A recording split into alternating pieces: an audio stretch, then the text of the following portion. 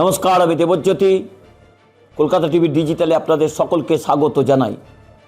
প্রতিদিনের প্রতিটি খবরের গুরুত্বপূর্ণ আপডেট পেতে কলকাতা টিভি ডিজিটালে চোখ রাখুন। আকাশগঙ্গায় ভাসছে ভবঘুরে এক গ্রহ, নেই কোনো সূর্য। দৃশ্য দেখে হতবাক বিজ্ঞানীরা।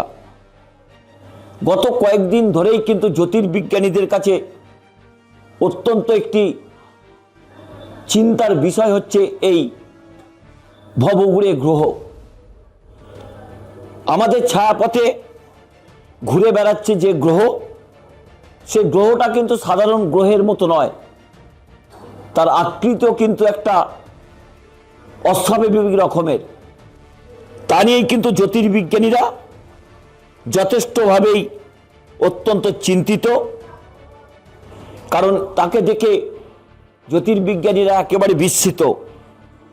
প্রশ্ন হচ্ছে, এই গ্রহটি সম্পর্কে চিরাচরিত ধারণা কি এবার তাহলে পাল্টে যাবে? সেই প্রশ্নও কিন্তু জ্যোতির্বিজ্ঞানীদের মধ্যে ঘোরাঘুরি করছে।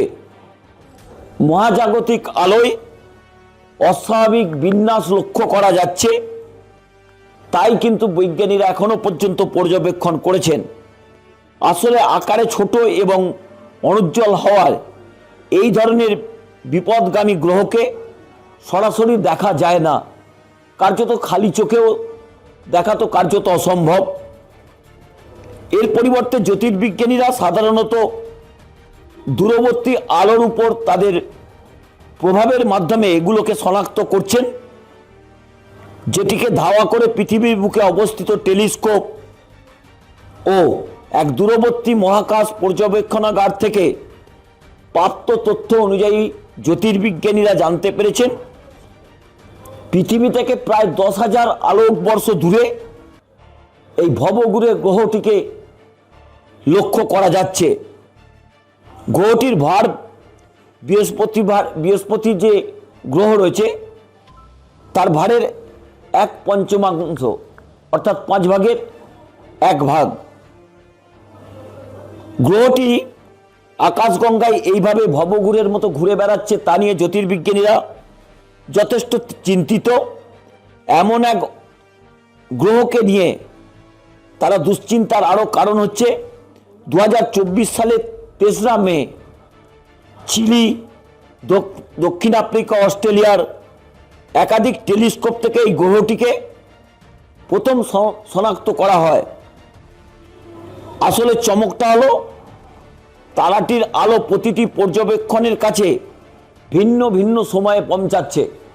অর্থাৎ বিভিন্ন দেশ থেকে যখন সেটিকে পর্যবেক্ষণ তারা করছেন জ্যোতির্বিজ্ঞানীরা, তার যে রূপ তা কিন্তু বিভিন্ন ধরনের ধরা পড়ছে। তাই তা নিয়ে জ্যোতির্বিজ্ঞানীদের মধ্যে একটা দুশ্চিন্তা তৈরি হয়েছে। আসলে এই ভবঘুরে গ্রহটির